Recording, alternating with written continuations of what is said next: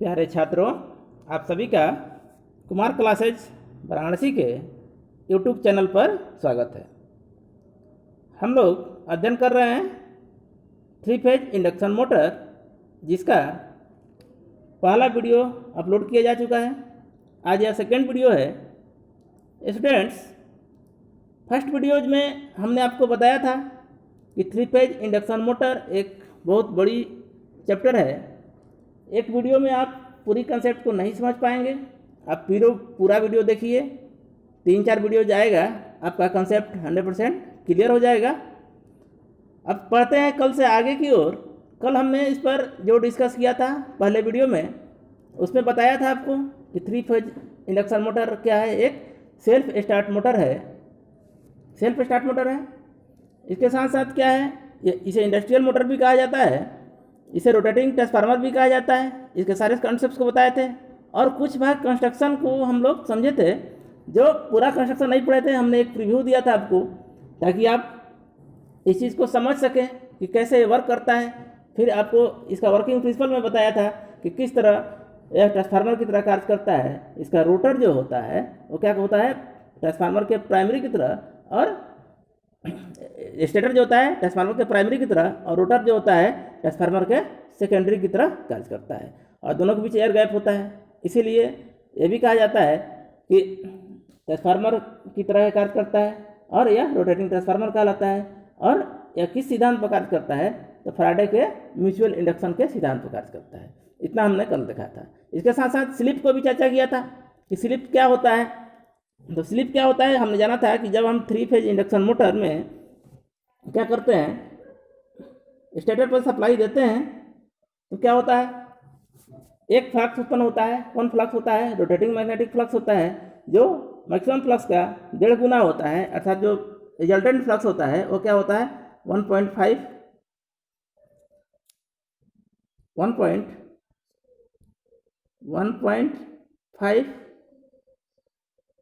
Maximum flux होता है। आप ये जाने थे, ये भी क्वेश्चन पूछा जाता है आपको। और ये भी मैंने बताया था कि कोई भी सेल्फ स्टार्ट बनाने के लिए 2 फेज अनिवार्य है। 2 फेज से ज़्यादा रहेगा तो क्या होगा, वो सेल्फ स्टार्ट होगा। यानी ये भी बताया था आपको कि ये भी क्वेश्चन पूछा जाता है कि 2 फेज होता है। और 2 फेज के लिए मैक्सिमम फ्लक्स क्या होता है, रिजल्टेंट फ्लक्स जो होता है, ये भी बताया था आपको कि मैक्सिमम फ्लक्स अपॉन √2 होता है। आप पिछला वीडियो देखिएगा एक बार, आपको अच्छे से समझ में आएगा। जो नए स्टूडेंट होंगे, या 1-2-3 बार देखिएगा आप उसको, क्योंकि जब तक वो समझ में नहीं आएगा आगे थोड़ा सा दिक्कत होगा आपको।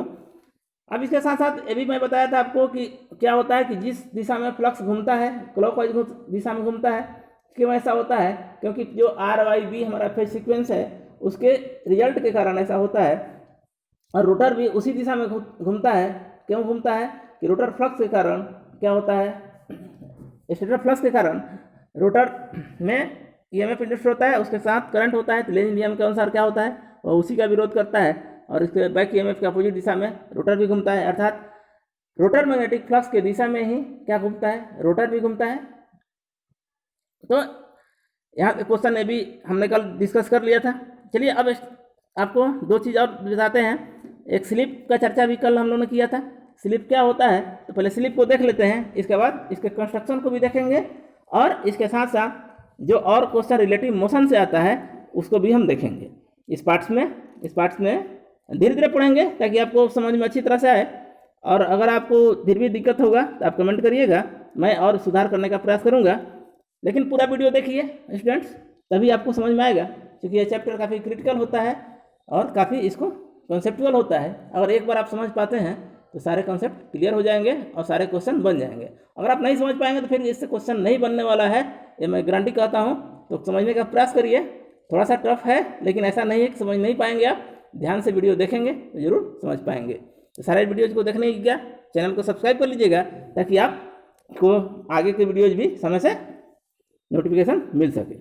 चलिए शुरू करते हैं। देखिए, हमने कहा कि यहाँ 3 चीज़ हमको आ रहा है। पहले स्लिप की चर्चा करते हैं, जो कि इससे क्वेश्चन आता है। हमने सिंक्रोनस स्पीड की चर्चा की थी। सिंक्रोनस स्पीड क्या होता है, तो सिंक्रोनस स्पीड स्टूडेंट्स हमने पिछले वीडियो में बताया था कि क्या होता है कि जिस स्पीड से रोटर पर फ्लक्स उत्पन्न होता है और घूमता है वह कहलाता है सिंक्रोनस स्पीड, जिसे हम ns से व्यक्त करते हैं। और इसका जो फॉर्मूला होता है वो क्या होता है, 120 F/P। ठीक है, इतना आप समझ गए होंगे क्या होता है, 120 F/P होता है। यहाँ ns क्या है, स्टेटर फील्ड स्पीड है, एंथैली सिंक्रोनस स्पीड है। जिस स्टेटर मैग्नेटिक फील्ड जिस स्पीड से घूमता है उसी को कहते हैं हम सिंक्रोनस स्पीड। और रोटर जो होता है वो क्या होता है, हमेशा स्टेटर मैग्नेटिक फ्लक्स यानी सिंक्रोनस स्पीड से कम होता है रोटर की स्पीड, जिसको n या nr से हम व्यक्त करते हैं। स्टूडेंट्स, ये आप जान गए कि रोटर का स्पीड जो होगा क्या होगा, हमेशा क्या होगा, लेस देन होगा। ठीक है, क्या होगा, लेस देन होगा, कम होगा किससे, ns से। और इसके जो अंतर को क्या कहते हैं, हम स्लिप कहते हैं। तो यानी स्लिप स्पीड बराबर क्या हम लिख सकते हैं, इसको स्लिप को स्लिप स्पीड भी कहा जाता है। ठीक ना, तो स्लिप कहें या स्लिप स्पीड कहें एक ही बात है। स्लिप या स्लिप स्पीड बराबर क्या होगा, आपसे बराबर क्वेश्चन में पूछा जाएगा तो क्या होगा आपको स्टूडेंट्स, ns यानी synchronous speed minus rotor speed, n भी लिख सकते हैं या कभी कभी nr भी लिखा रहता है। तो एक ही बात है, रोटर स्पीड का है या n का है। n का मतलब ये हुआ कि रोटर स्पीड है और ns का मतलब क्या है, सिंक्रोनस स्पीड है। तो कुछ भी दिया जा सकता है, ऐसा कुछ नहीं है फास्ट हैंड रूल। ns भी दे सकता है, n भी दे सकता है, आप जान लीजिए दोनों का मतलब ये हुआ। अगर इस पर देखिए, अब आपसे क्वेश्चन ये पूछ सकता है कि किसी मोटर की क्या है, किसी 3 फेज इंडक्शन मोटर की क्या है आपके पास, मान लीजिए कि रोटेटिंग मैग्नेटिक फ्लक्स की स्पीड या सिंक्रोनस स्पीड क्या है आपका 2000 आरपीएम है, और रोटर की स्पीड या सिंक्रोनस मोटर की स्पीड क्या है आपको 1950 है। तो स्लिप स्पीड कितना होगा, तो -50 हो जाएगा, 50 हो जाएगा। क्या हो जाएगा, 50 कम है, 50 हो जाएगा। लेकिन स्टूडेंट्स, स्लिप जो होता है वो क्या होता है, पर यूनिट में व्यक्त किया जाता है और परसेंटेज में व्यक्त किया जाता है। तो किस तरह से करते हैं और किस पर निर्भर करता है, इसके लिए हम थोड़ा सा और आगे बढ़ते हैं, आपको समझाने का प्रयास करते हैं। इससे क्या क्वेश्चन पूछा जाता है। तो एक स्टूडेंट्स आप जानते हैं, अगर इसको पर यूनिट के लिए हम व्यक्त करेंगे, पर यूनिट के लिए तो क्या करेंगे हम, पर यूनिट मतलब ये पूरा है, और एक यूनिट के लिए क्या करेंगे, जिस तरह से वोल्टेज रेगुलेशन होता था तो हम लिख सकते हैं कि एस स्लिप को हम एस से व्यक्त करते हैं, कैपिटल एस से लिखा जा सकता है कि स्लिप बराबर क्या होता है, ns minus n upon ns। क्या हो गया, ये पर यूनिट हो गया। ठीक है, पर यूनिट के हिसाब से ये हो गया, क्योंकि ये क्या है, हम जानते हैं कि पूरे चीज़ को रिप्रेजेंट करता है, लेकिन पर पोल के अनुसार पोल पर डिपेंड करता है। तो पोल के अनुसार ये हो जाएगा आपका स्पीड। अब इस फॉर्मूले से भी एक क्वेश्चन यहाँ से पूछ लिया जाता है, आप कंफ्यूज हो जाते हैं, तो कंफ्यूज मत होइएगा। अब देखिए, तिरछा तिरछी गुणा करेंगे तो क्या हो जाएगा हमारा, हम लिख सकते हैं इसको s इंटू ns। ठीक है, इक्वल टू क्या हो जाएगा स्टूडेंट्स, ns माइनस n। उम्मीद करते हैं आप समझ गए होंगे। लिख सकते हैं, क्या लिख सकते हैं, ns equal to n minus n। ठीक है, अब देखिए n बराबर क्या होगा, n बराबर हम कहें तो क्या होगा कि n को हम इधर लाते हैं और ns को इधर लाते हैं, तो हम n बराबर लिख सकते हैं, मैथमेटिकल फॉर्मूला है, आप मैथ बनाते ही होंगे। तो इधर लाएंगे तो प्लस में हो गया, और इधर लाएंगे तो क्या हो जाएगा, ns minus slip into ns लिख सकते हैं, ns लिख सकते हैं। ठीक है, अब देखिए इसको आगे हल करेंगे तो क्या होगा, n बराबर क्या हो जाएगा, यहाँ देखिए ns दोनों में है, ns कॉमन हो सकता है, ns कॉमन हो गया, तब बच गया क्या 1 माइनस s आ गया। n बराबर क्या हो सकता है, ये भी हो जाएगा ns इंटू ब्रैकेट में 1 माइनस s मतलब स्लिप। तो ये चीज़ बहुत पूछा जाता है, बहुत इंपॉर्टेंट है, याद रखिएगा। यहाँ से क्वेश्चन आ जाता है कि निम्न में से कौन सा समीकरण सही है, किसके बराबर, रोटर स्पीड बराबर। ठीक है, यानी रोटर स्पीड का यहाँ से न्यूमेरिकली पूछ जाता है आपको। आया कैसे, आप समझ गए होंगे कि ns इंटू n स्लिप है और पर यूनिट क्या हो गया, तो हम ns से भाग दे दिए, तो ये आपका फॉर्मूला बन गया। और इसको सॉल्व किए तो n बराबर क्या हो गया, यानी रोटर स्पीड बराबर क्या हो गया, एन एस यानी synchronous speed bracket 1 minus slip, यानी स्लिप का मान क्या होगा यहाँ पर, उस पर हमारा क्या होगा, रोटर की स्पीड निर्भर करेगी। तो ये एक फॉर्मूला है, आप बहुत अच्छी तरह से याद रखिए। हम फिर से लिख दे रहा हूँ, स्क्रीनशॉट आप ले लीजिएगा। क्या हो जाएगा, देखिए इसको हल करते हैं हम, तो क्या होगा, एन इजकल टू यानी rotor speed equal to N S common है, एन एस कॉमन ले लिए यानी सिंक्रोनस स्पीड कॉमन ले लिए, बच गया क्या 1 माइनस स्लिप। ठीक है, तो ये आप जरूर याद कर लेंगे, यहाँ से न्यूमेरिकल भी पूछा जा सकता है और स्लिप का मान दे देगा। ठीक है, और कहेगा कि बताइए रोटर स्पीड कितना है, परसेंटेज में होगा स्लिप। तो यहाँ से क्वेश्चन पूछा जा सकता है, और या ऑब्जेक्टिव में पूछा जाता है निम्न में से कौन सही है। तो यहाँ आप गड़बड़ हो जाते हैं, क्योंकि आप सिर्फ ये जानते हैं कि एन एस माइनस एन होता है, ये तो होता ही है, ये रोटर सिर्फ स्पीड कहलाता है, लेकिन पर यूनिट इम्पीडेंस स्पीड क्या होता है, ये हो जाता है। अब इसके साथ साथ रोटर क्या बोलते हैं, स्लिप को हमेशा परसेंटेज में व्यक्त करते हैं। तो आप जानते होंगे कि स्लिप परसेंटेज बराबर क्या होता है, जिस तरह से आप लाभ हानि का फॉर्मूला पढ़ते हैं उसी तरह होता है। यानी परसेंटेज स्लिप अगर हम कहें तो क्या होगा, एन एस माइनस एन यानी synchronous speed minus rotor speed upon N S into 100। ठीक है, परसेंटेज का लिखते हैं 100 लिखते हैं, तो आप इसको भी याद रखेंगे, ये परसेंटेज हो गया। और स्लिप को हमेशा परसेंटेज में ही व्यक्त करते हैं, और जो ऐसे व्यक्त किया जाएगा उसको स्लिप स्पीड कहा जाता है। तो उम्मीद करते हैं आप समझ गए होंगे, और यहाँ से न्यूमेरिकल भी पूछा जाएगा और क्वेश्चन भी पूछा जाएगा और कॉन्सेप्ट से भी क्वेश्चन पूछा जाएगा। तो उम्मीद करते हैं स्टूडेंट्स इसको आप समझे होंगे। चलिए आगे बढ़ते हैं, आपको आगे बताते हैं और रिलेटिव मोशन से किस तरह से क्वेश्चन पूछा जाता है आपसे। इसके बाद कंस्ट्रक्शन को देख लेंगे। अब देखिए, हमने बताया आपको कि क्या होता है, पहले वीडियोज में मैंने बताया कि देखिए ये है आपका क्या स्टेटर, और स्टेटर पर क्या किया हमने, स्टेटर पर क्या किया, सप्लाई दिया आर वाई बी। ठीक है, इसके कारण एक फ्लक्स उत्पन्न हुआ जिसको हम कहते हैं रोटेटिंग मैग्नेटिक फ्लक्स, और जिसका मैक्सिमम वैल्यू क्या था हमारा 1.5 था। और इस कारण ये यहाँ जो फ्लक्स रोटेट उत्पन्न हुआ वो क्लॉकवाइज डायरेक्शन में घूम रहा है। ये रोटर नहीं घूम रहा है, घूम कौन रहा है, ये हम लिख दिए स्टेटर बॉडी। स्टेटर हमने क्या कहा कि स्थिर रहने वाला भाग है, तो स्टेटर बॉडी का जो पार्ट है, तो इसको अच्छे से लिख दें, यह है स्टेटर, और इसको हम कह सकते हैं क्या है, स्टेटर बॉडी। ठीक है, अब स्टेटर बॉडी है तो स्टेटर बॉडी तो घूमेगा नहीं, इसका स्पीड क्या हो गया 0। ठीक है, स्टेटर बॉडी क्या है 0 स्पीड से घूम रहा है, लेकिन यहाँ जो फ्लक्स उत्पन्न हुआ स्टूडेंट्स, अब इसको हम डॉट डॉट से दर्शा रहे हैं। ये क्या है, फ्लक्स है, स्टेटर फ्लक्स है, इसको हम क्या कहते हैं, स्टेटर फ्लक्स कहते हैं। और इसके जो घूमने की दिशा है वो क्या कहलाती है, हमारा सिंक्रोनस स्पीड कहलाती है। अर्थात ये जो घूम रहा है इसका स्पीड क्या होगा, ये स्पीड 0 है, और ये क्या घूम रहा है, एन एस स्पीड से घूम रहा है, सिंक्रोनस स्पीड से घूम रहा है। ठीक है, और ये फ्लक्स जो है किस पर आ रहा है, यहाँ है रोटर, रोटर पर आ रहा है, इसको क्या कहते हैं हम, रोटर फ्लक्स। क्योंकि फ्लक्स उतना ही है, फ्लक्स में कोई चेंजिंग तो हुआ नहीं, एयर में आया, हाँ थोड़ा लीकेज फ्लक्स हो सकता है, लेकिन करीब करीब क्या हुआ, जो फ्लक्स है हमारा यहाँ पर वो क्या आया, सेम टू सेम आया।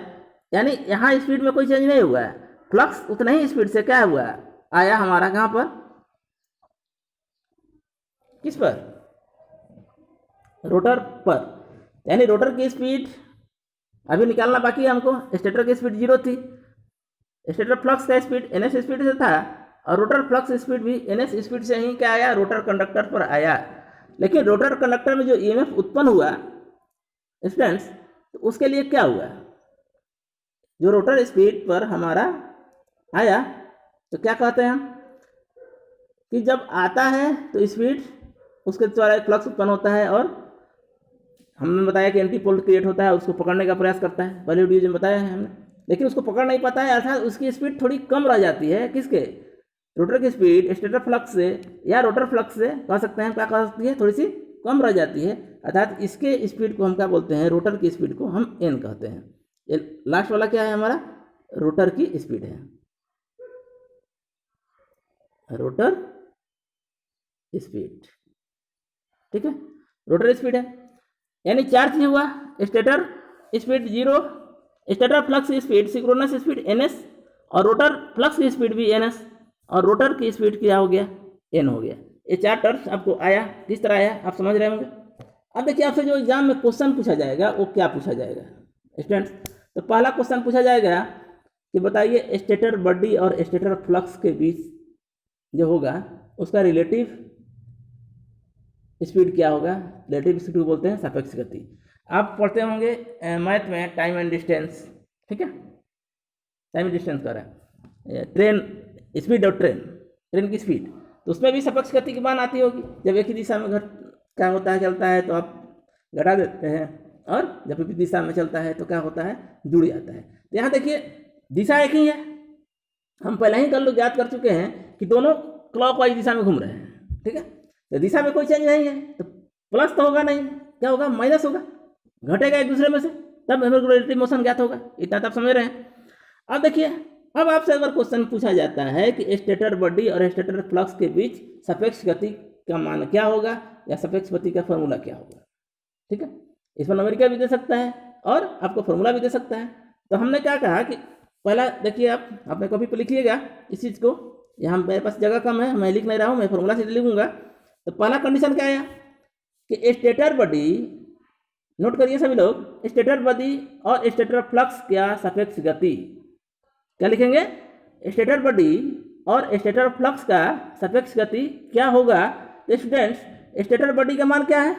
स्पीड स्टेटर बॉडी का गति क्या है? 0 है 0, समझ रहे होंगे, 0 है। अब देखिए स्टेटर बॉडी का मान क्या है? 0 है, और स्टेटर फ्लक्स का मान क्या है? ns है। देख रहे हैं स्टेटर फ्लक्स क्या है? ns है। हमने कहा एक ही दिशा में है तो क्या होगा? माइनस होगा।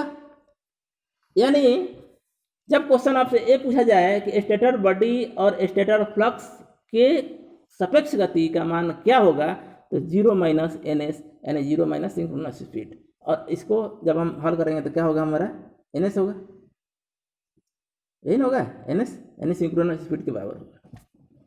सापेक्ष गति की बात हो रही है, ठीक है। अब देखिए दूसरा कंडीशन आएगा आपके पास। दूसरा कंडीशन क्या आएगा? चलिए यहाँ अब मैं फिर से लिख देता हूँ आपको। ये क्या था हमारा? पहले स्टेटर बॉडी n था, स्टेटर फ्लक्स क्या था हमारा? ns था, रोटर फ्लक्स क्या था? ns था, और रोटर क्या था? n था। ठीक है, अब क्लियर है। ऊपर से हम आते हैं, क्या है? ये स्टेटर बॉडी है, स्टेटर फ्लक्स है, ये क्या है? रोटर फ्लक्स है, और ये रोटर है। दूसरा क्वेश्चन आएगा कि स्टेटर फ्लक्स और रोटर फ्लक्स का सापेक्ष गति क्या होता है। अब देखिए ये भी है स्टेटर फ्लक्स है, ये रोटर फ्लक्स है, तो क्या होगा?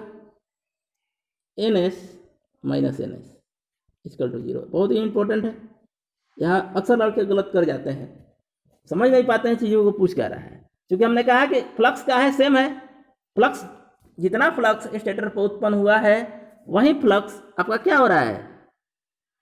यहाँ रोटर पर आ रहा है, और नोट चेंज, कोई चेंज नहीं है, और सेम स्पीड से आ रहा है। चेंजिंग रोटर में हो रहा है, रोटर की स्पीड कम हो जा रही है, ना कि रोटर फ्लक्स की स्पीड कम हो रही है। ठीक है, तो एक क्वेश्चन बहुत इंपॉर्टेंट है, और नोट कर लीजिए, एकदम जरूर पूछा जाएगा। और कैसे आएगा अभी आप समझा रहे हैं आपको कि स्टेटर फ्लक्स और रोटर फ्लक्स का मान क्या होता है? 0 होता है। क्यों होता है? क्योंकि फ्लक्स जो होता है स्टेटर पर जितना उत्पन्न होता है 3/2 फ्रैक्शन प्लस जो होता है मैक्सिमम फ्लक्स का, उतना ही फ्लक्स और उसी स्पीड से रोटर के कंडक्टर को टच करता है, टकराता है, जिस तरह हमने ट्रांसफार्मर में पढ़ा था। अब वहाँ पर जो कंडक्टर है उस पर डिपेंड करता है कि भाई उस पर पोल कितना है, उसके अनुसार वो वेरी करता है, कम हो जाता है। तो यहाँ पर हमारा जो फ्लक्स की स्पीड है वो सेम है, और यही क्वेश्चन आपको बार बार पूछा जाएगा, स्टेटर फ्लक्स और रोटर फ्लक्स का मान क्या होगा? तो भाई 0 होगा, क्योंकि दोनों का मान सिंक्रोनस स्पीड होता है, और relative motion ns minus ns equal to 0। तो आप नोट कर लिए होंगे। तीसरा कंडीशन क्या होता है कि रोटर स्पीड और रोटर बॉडी का बताइए क्या, सापेक्ष स्पीड या रिलेटिव मोशन। ठीक है, रिलेटिव मोशन या रिलेटिव स्पीड जो भी हम कहें। तो देखिए रोटर स्पीड और स्टेटर बॉडी। रोटर स्पीड कितना है हमारा, रोटर स्पीड क्या है हमारा n है, और रोटर बॉडी क्या है 0 है। यहाँ देख रहे हैं n नहीं, यहाँ क्या है 0 है। तो रोटर बॉडी और स्टेटर बॉडी के बीच में जो रिलेटिव मोशन होगा, रोटर बॉडी n स्पीड से घूम रहा है और स्टेटर बॉडी तो 0 है, स्टेटर फ्लक्स घूम रहा था s बॉडी से, ना कि बॉडी घूम रहा था। तो n माइनस 0 इक्वल टू क्या, n क्या होगा, रोटर स्पीड के बराबर होगा। न्यूमेरिकल भी पूछा जा सकता है और एक फार्मूला भी बार बार पूछा जाता है आपको एग्जाम में। ठीक है, और चौथा कंडीशन जो होता है स्टूडेंट, वो स्टेटर फ्लक्स और रोटर स्पीड क्या होता है, तो ये स्लिप के बराबर होता है। हमने पहले ही कहा स्टेटर फ्लक्स क्या है हमारा ns है, और रोटर स्पीड क्या है n है, जिसे हम स्लिप स्पीड भी कहते हैं। ये पहले ही चर्चा हम लोग कर चुके हैं। तो उम्मीद करते हैं आप चारों कंडीशन को समझे होंगे और नोट कर लिए होंगे।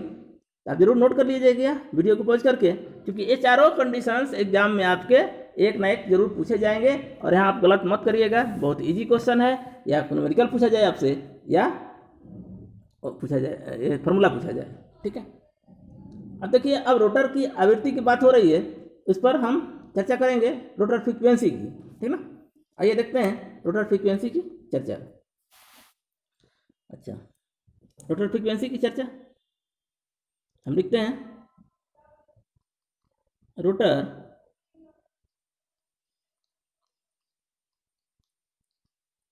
फ्रीक्वेंसी। और घबराइए मत, हिंदी में बता दे रहा हूँ मैं, इंग्लिश देखकर बहुत थोड़े घबराने लगते हैं, ऐसा कुछ नहीं है, मैं हिंदी में ही पढ़ाता हूँ। और रोटर मतलब तो रोटर ही होगा भाई, इसमें तो कोई दिक्कत है नहीं है। फ्रीक्वेंसी का हिंदी आप जानते ही हैं क्या होता है, आवृत्ति होता है। ठीक है, कोई दिक्कत नहीं है। ठीक है, अब देखिए स्टूडेंट, एक फार्मूला आपको याद रखना है यहाँ पर। एक क्वेश्चन एक भी इंपॉर्टेंट है कि रोटर फ्रीक्वेंसी जो होता है, यहाँ से 3 क्वेश्चन पूछा जाता है। ठीक है, एक तो क्वेश्चन पूछा जाता है कि स्टार्टिंग के समय रोटर की फ्रीक्वेंसी क्या होती है, स्टार्टिंग के समय रोटर की फ्रीक्वेंसी क्या होती है, और रनिंग अवस्था में रोटर की फ्रीक्वेंसी क्या होती है। तो ये दोनों क्वेश्चंस को याद रखिएगा। यहाँ क्वेश्चंस एक न्यूमेरिकल यहाँ से पूछा जाता है और फार्मूला पूछा जाता है। तो स्टूडेंट्स, स्टार्टिंग टाइम में रोटर की फ्रीक्वेंसी सप्लाई फ्रीक्वेंसी के बराबर होती है। क्यों बराबर होती है, इस पर भी डिस्कस करेंगे हम आगे इसकी वीडियोज़ में, चाहे अभी भी कर सकते हैं। देखते हैं कहाँ वो टर्म समझाना आसान होगा आपके लिए, ताकि आप समझ पाएँ। और इसकी फ्रीक्वेंसी क्या होती है, स्लिप पर निर्भर करती है। अब देखिए एक चीज़ आपको मैं समझा दूं कि स्लिप का मान किसके किसके बीच होता है इसके पहले, ताकि तभी आप इस चीज़ को समझ पाएंगे कैसे होता है फ्रीक्वेंसी का मान स्लिप पर निर्भर करता है। ठीक है, तो एक चीज़ यहाँ फार्मूला पर लिख लीजिए, रोटर फ्रीक्वेंसी जो होता है, 2 पॉइंट नोट करिए, यहाँ से क्वेश्चन जो पूछा जाएगा इसको याद भी रखिएगा, इसको मैं समझाऊंगा भी आगे। तो पहला नंबर याद रखिए, लिख लीजिए आप यहाँ पर कि induction motor, 3 phase induction motor, note करिए सभी लोग, 3 फेज इंडक्शन मोटर की स्टार्टिंग फ्रीक्वेंसी का मान रोटर फ्रीक्वेंसी के बराबर होता है। क्या होता है, रोटर फ्रीक्वेंसी के बराबर होता है। और रनिंग में रोटर फ्रीक्वेंसी का मान क्या होता है, स्लिप इनटू एफ। ठीक है, एफ मतलब सप्लाई फ्रीक्वेंसी और एस क्या है, स्लिप है। अर्थात रोटर फ्रीक्वेंसी का मान क्या होगा, स्लिप पर निर्भर करता है। ठीक है, अब यहाँ सवाल उठता है कि प्रारंभ में स्लिप का मान कितना होता है। ठीक है, और धीरे धीरे स्लिप का मान क्या होता है, बढ़ता है कि घटता है, और स्लिप का मान किसके किसके बीच वैरी करता है। ठीक है, किसके किसके बीच क्या होता है, वैरी करता है। तो स्टूडेंट्स, अब देखिए यहाँ पर एक पहले आप फॉर्मूला लिख लीजिए। यहाँ से एक क्वेश्चन पूछा जाएगा आपसे कि एक क्वेश्चन ये पूछा जाएगा कि 3 फेज मोटर जब स्टार्ट किया जाता है, शुरुआती में फ्रीक्वेंसी का मान कितना होता है, तो क्या होता है, सप्लाई फ्रीक्वेंसी के बराबर होता है, और धीरे धीरे कम होता है। जब मोटर फुल स्पीड पकड़ लेता है तो क्या होता है, ये बहुत कम रह जाता है, जिसे हम रोटर फ्रीक्वेंसी कहते हैं। और उस रोटर फ्रीक्वेंसी का फॉर्मूला जो होता है स्लिप इनटू सप्लाई फ्रीक्वेंसी होता है, और स्लिप यहाँ परसेंटेज में है। ये चीज़ ध्यान रखिएगा। यहाँ से न्यूमेरिकल भी पूछा जाएगा। जब न्यूमेरिकल के लिए हम एक स्पेशल एक वीडियो लाएंगे आपके लिए, जिसमें डिस्कस इसकी क्या करेंगे कि कैसे होता है, ठीक है। अब स्टूडेंट्स देखिए, यहाँ पर एक क्वेश्चन और आपके लिए है कि प्रारंभ में स्लिप का मान कितना होता है। यहाँ से भी क्वेश्चन पूछा जाएगा कि स्टार्टिंग टाइम में स्लिप का मान कितना होता है। क्योंकि हम जानते हैं कि जब ये देखिए, ये जो रोटर था, स्टेटर था, तो स्टेटर घूम नहीं रहा था, लेकिन स्टेटर फ्लक्स क्या हो रहा था, घूम रहा था किस स्पीड से, ns स्पीड से।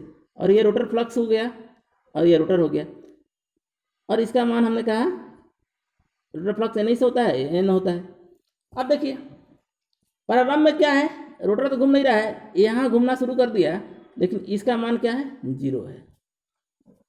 जब हम सप्लाई दिए यहाँ पर,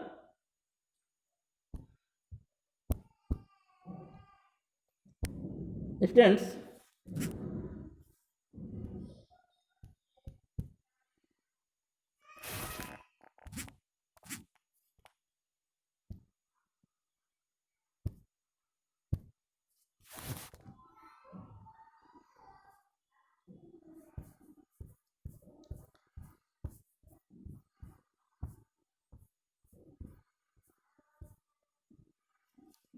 स्टूडेंट्स हमने कहा कि स्टार्टिंग में जो होता है, थोड़ा सा गड़बड़ हो गया था स्क्रीन पर, माइंड मत करिएगा, टेक्नोलॉजी का ज़माना है, हम भी बहुत टेक्नोलॉजिस्ट नहीं हैं, कभी कभी हो जाता है गड़बड़। चलिए देखते हैं फिर से। ये था स्टेटर बॉडी, ये 0 स्पीड से घूम रहा था, लेकिन जब सिंक्रोनस स्पीड से इसके फ्लक्स घूम रहे थे, और रोटर पर भी क्या हो रहा था, सिंक्रोनस स्पीड से घूम रहा था, रोटर n स्पीड से घूम रहा था। लेकिन प्रारंभ में क्या हो रहा था, प्रारंभ में तो नहीं घूम रहा था। जब हम सप्लाई दिए तो ये क्या था, स्थिर था, पहले यहाँ फ्लक्स उत्पन्न हुआ, ठीक है। और ये फ्लक्स यहाँ तक पहुँचने में, एयर गैप को पार होकर रोटर तक पहुँचने में कुछ टाइम लगा होगा, माइनर सेकंड ही लगा है, लेकिन कुछ तो लगा है, इतना तो क्लियर है। तो यहाँ से यहाँ के बीच दूरी तय करने के पहले यहाँ पर क्या था, स्पीड 0 था, ठीक है। जब स्पीड 0 था तो अब आपसे क्वेश्चन पूछेगा कि मोटर के स्टार्टिंग में स्लिप का मान कितना होता है। तो मोटर की स्पीड ns माइनस 0 है कि नहीं, ns माइनस 0 है, अरे समझ में। यानी स्लिप क्या था, ज़्यादा है, स्लिप मैक्सिमम, ठीक है। और मैक्सिमम स्लिप को हम कह सकते हैं परसेंटेज में कि 1 है।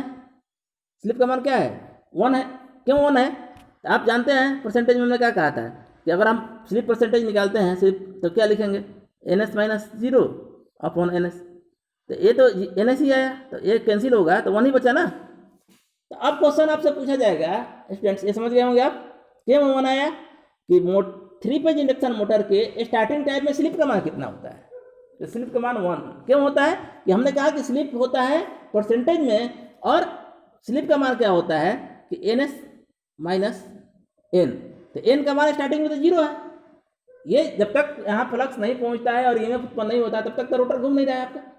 यानी उस स्थिति तक क्या है, स्टार्टिंग जब हम सप्लाई दे रहे हैं उस समय रोटर की स्पीड क्या है, 0 है, इसलिए स्टार्टिंग टाइम में स्लिप का मान क्या होगा, 1 होगा। कैसे होगा, फिर देखिए, ये बहुत इंपॉर्टेंट है, क्योंकि ns था और ये था 0, इसको हल करेंगे क्या आ जाएगा, n आएगा, ns होगा अपॉन ns इंटू 100, 100 हटा दीजिए, 1 हुआ, परसेंटेज 1%, यानी 1 क्या कहेंगे, 1 है। तो एक क्वेश्चन भी पूछा जाएगा आपको कि मोटर के स्टार्टिंग टाइम में स्लिप का मान, तो 1 होता है। और मान लीजिए कि जब मोटर फुल स्पीड पे चलने लगा तो क्या होगा, ns माइनस n होगा, बहुत कम होगा, और करीब करीब क्या होगा, ns की स्पीड के समान करीब होगा, बहुत ही आसपास होगा, अर्थात हम कह सकते हैं कि 0 हो सकता है। ये भी क्वेश्चन पूछेगा कि जो स्पीड बहुत मैक्सिमम क्या हो सकता है, कि बहुत होगा तो उसके बराबर करीब हो सकता है, तो यानी 0 हो सकता है स्लिप, ns माइनस ns क्या हो जाएगा, 0 हो जाएगा। तो स्लिप का स्पीड क्या हो गया, n और 0 के बीच में वेरी करता है, ठीक है। 1 या 1 और 0 के बीच में वेरी करता है, कभी भी 1 से ज़्यादा नहीं हो सकता है, 1 और 0 के बीच में होगा, 1 हो सकता है। तो ये भी क्वेश्चन आपसे पूछा जाएगा कि मोटर के स्टार्टिंग में स्लिप का मान क्या होगा, 1 होगा, ठीक है। जब रोटर रुका हुआ है, चाहे क्वेश्चन ये पूछ दे आपको कि जब रोटर रुका हुआ है, रोटर नहीं घूम रहा है, तब स्लिप का मान क्या होगा, तो 1 होगा, ये नोट कर लीजिएगा आप। अब देखिए आपको यहाँ सवाल उठता है, दो चीज़ आप यहाँ से देखेंगे। अब एक चीज़ और देख लीजिए यहाँ पर, हम जो बात कर रहे हैं आपको चलाने दीजिए, वीडियो लंबा हो जाएगा। आज इतना ही रहते देते हैं, फिर कल हम नेक्स्ट वीडियो में इसके आगे को समझाने का प्रयास करेंगे। आप आराम से पढ़िए, अभी आपकी परीक्षा में 1 महीना से ज़्यादा समय है और धीरे धीरे इस चैप्टर को समझिए, क्योंकि चैप्टर बहुत कॉन्सेप्चुअल है। नेक्स्ट वीडियो में आपको मैं बताऊंगा इसके आगे। तो एक बार पुनः इसको 2 बार वीडियो देखिएगा, नोट्स बना लीजिए। मैं वादा करता हूँ आपका 100% मैं कंसेप्ट क्लियर कर दूंगा। मिलते हैं नेक्स्ट वीडियो में, धन्यवाद।